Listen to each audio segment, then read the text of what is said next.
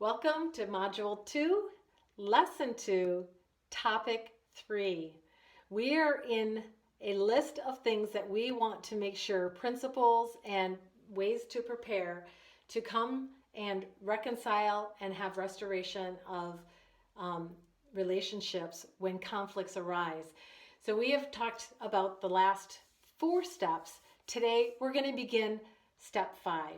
Step 5 is respond to the one sharing. And how are we going to do that? Well, this is in the case of a two-sided discussion. And when we're talking with two people, we're talking with another person, and it's just the two of you. After they have shared, after you have listened well and you have sought to understand, the first thing you want to say is actually something that does not come natural. It is not easy, but I'm telling you, it's a game changer. So trust me on this, and I want to encourage you, you're going to need to practice this because, again, it does not come natural. It's not like we want to have more shared with us, but that's the first thing you want to do. You want to say, thank you for sharing that. I appreciate your input. And then you follow that up with, can I ask you a question?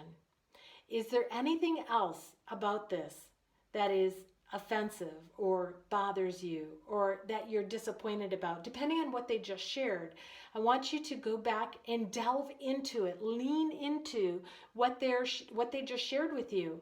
Because I'll tell you, most often, the first things that they are going to share with you are not the most important things. The first things they share with you are testing grounds, and I'm going to explain that in a minute. But what I'd like you to do right now, after they have shared their heart, is zero in on maybe 1 or 2 emotions the person might be conveying and ask them, is there anything else that you're feeling frustrated with or disappointed by? Whatever they just shared, just ask them to delve into it a little bit more and say, is there anything else? Without exception, this comment alone extends grace and a vulnerability in you that communicates that you value their opinion, their feelings. And the follow-up question opens the door for deeper dialogue and relationship building. You will begin building their trust because they're going to think that you're immediately going to react or defend or deny. And so by you opening up the door and saying, thank you so much for sharing that. That's so important to me. Let me ask you, is there anything else that hurts you, that is bothering you? It usually is the second question that gets to the heart of the matter, and it is the more valuable and significant part of the conversation. Their initial criticism or complaint seems to be a way of screening receptivity. So if more it more or less scratches the surface. And again, like I said, it's that test to see whether I can genuinely trust you or whether I can genuinely care for you in an authentic way. So very, very powerful, and that may need some practice. Here's another thing that we need to practice, at least for me. Close my mouth and open my ears. That is so unnatural for us. But our body and our heart needs to be opened and our mouth needs to be closed to activity and attentively listening. Our eyes are leaning in forward and toward, and our uncrossed arms and our legs not being crossed or turned away. It's so important, just as much as you are going to be trying to read the person you're talking to, they're reading you as well. And so what you are doing non-verbally is going to be very loud and very clear to them. Also, I'd like you to write down important key words shared and personal thoughts. This isn't you defending yourself on paper. This is you just taking a quick note so that you can return to it and give credibility to it or some prayer and perspective towards it as well. Follow up again after they have shared more of their heart with, thank you for sharing that. Is there anything else? This continued intentional exercise of seeking to understand and giving full validation and worth of a person is where a heart is one in the spirit. No one will believe you truly think more highly of them, nor are they genuinely seeking resolve or think that you're seeking genuine resolve and reconciliation if they do not see, hear, and feel that you see things from their perspective, hear their heart, and feel their pain. It's powerful, isn't it? It's a game changer, and it's something that we do not do very often at all, and that's why we have broken relationships. Here's number 6. Summarize and clarify.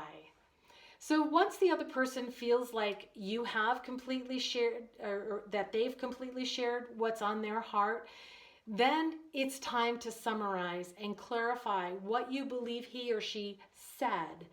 The verbiage can go something like this. And again, this is where you are tapping into their listening skill language. So if they're visual or kinesthetic or factual, you're going to tap in to that. So here's something that you could do by example. So that I'm understanding you correctly, this is what I hear, or this is what I picture, or this is what I understand. Use that listening skill that you're saying. And then reiterate the key points. And then afterwards, is that what you're saying? Continue this until the other person is assured that he or she has been heard, understood, and validated. Let's stop here and apply these 2 principles today. Take time now to journal a current conflict scenario you are going through with the most difficult person in your life. Hey, don't be surprised if that person is also a parent, a sibling, a spouse, a significant other, or a child. You know, the closest people to us are most often the one with whom we have the deepest wounds with. So in your journaling, I'd like you to record principles 5 and 6 as if you are speaking to that individual. When you're done with that, now I'd like you to go to the mirror and visualize that person standing in the mirror. Speak to him or her using the verbiage you just learned. Get comfortable owning it and by saying it in your own skin. Don't be surprised if you become emotional. Humbling ourselves like this exposes an authentic vulnerability in a beautiful way. I encourage you to embrace the process and allow it to begin softening your heart and transforming your mind. If you get stuck, send me a message and let's engage together. You are not alone, and you are on the right path to wholeness, healing, restoration of soul and spirit. I'm praying for you.